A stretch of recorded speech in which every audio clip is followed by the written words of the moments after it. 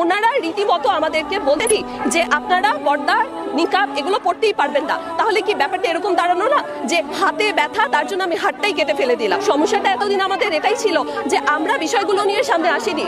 আমরা প্রতিনিয়ত ভেবেছি হ্যাঁ হয়তো আমরা মানিয়ে চলতে পারবো, হ্যাঁ হয়তো এভাবেই চলে যাবে। এই যে ছাড় প্রতিনিয়ত আমরা দিয়ে চলেছি, এই ছাড় দিতে দিতেই কিন্তু আজকে এটা এত বড় আকার ধারণ করেছে। আমাদের 5 দাবির মূল দাবি এটাই যে আমরা আমাদের নিকাব এবং পর্দার যে বিধানটা সেটা যাতে আমরা সুন্দরভাবে পালন করতে পারি, এবং তারা যেরকম বলছে যে আমাদের আইডেন্টিফিকেশনের যে সমস্যা, এই আইডেন্টিফিকেশন তো কোনো এখন ইস্যু হওয়ার কথা না। ডিজিটাল বাংলাদেশ আমরা বলছি, তো ডিজিটালাইজেশনের তো অনেক কিছু আছে, অনেক প্রযুক্তি ব্যবহার করে আজকাল আমরা আইডেন্টিটির যেই রিকগনাইজ করার যে ব্যাপারটা সেটা আমরা করতে পারছি। আমাদেরকে এখানে নারী কর্মকর্তারা নেই, আমাদের নারী শিক্ষকরা নেই, তারা চাইলে কিন্তু সহজেই এই শনাক্তকরণের কাজটি করতে পারেন। এমন তো না যে প্রতিনিয়ত ক্লাসে বসে আমাদেরকে প্রত্যেক দিন করে শনাক্ত করতে হবে। তারা কি বলেছে, ভাইবা প্রেজেন্টেশন এই সময়গুলোতে। তো যদি শনাক্ত করতেই হয়, তারা একটা সাইডে একটা কর্নারে রেখে সেই নারীর পর্দা মেনটেন করেই কিন্তু পর্দার অধিকার যাতে ক্ষুণ্ণ না হয় সেটা রক্ষা করেই কিন্তু তারা এই শনাক্তকরণের কাজটি করতে পারে। আমার বোনেরা, আপনারা অনেক সম্মানিতা, নিজেদের সম্মান সম্পর্কে সচেতন হন।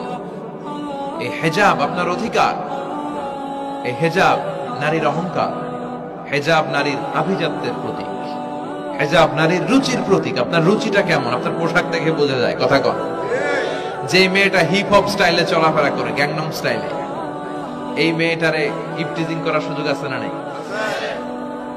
কিন্তু যে হেজাব মেনটেন করে যেই নারীরা চলে, এদেরকে দেখলেই একটা সম্মান চলে আসে। সুবহানাল্লাহ পড়ে। নারীদেরকে তো ইসলাম মর্যাদা দিয়েছে। বিষ্ণু বলেছেন, দুনিয়া কুল্লুহা মাতা ওয়া খায়রু মাতা'আদ দুনিয়াল মারআতুস সালিহা। দুনিয়ার সব হলো সম্পদ, আর এই সব সম্পদের মধ্যে সবচেয়ে দামি সম্পদ হচ্ছে নেককার নারী। এদের পেটগুলা খনি। এই নেককার নারীগুলো যদি হেজাব মেনটেন করে, এই পেটগুলো থেকে আল্লাহওয়ালা বেরোবে, নাজমুস সাকিব বেরোবে, কারি আহমদ বিন ইউসুফ আল আজহারি বেরোবে, বড় বড় মুফাসসিরে কোরআন বেরোবে। আর যদি হেজাব না করে, জি বাংলা স্টার জলসা নিয়ে মশগুল হয়ে থাকে, হ্যাঁ, টেন্ডারবাজ, চাঁদাবাজ, ডাকাত, এগুলো বেরোবে। ওজনে কম দিবে, খাদ্যে ভেজাল দিবে, মাছে ফরমালিন দিবে, গাঞ্জার টাকার জন্য লাথি মেরে মারে ঘর থেকে বের করে দিবে।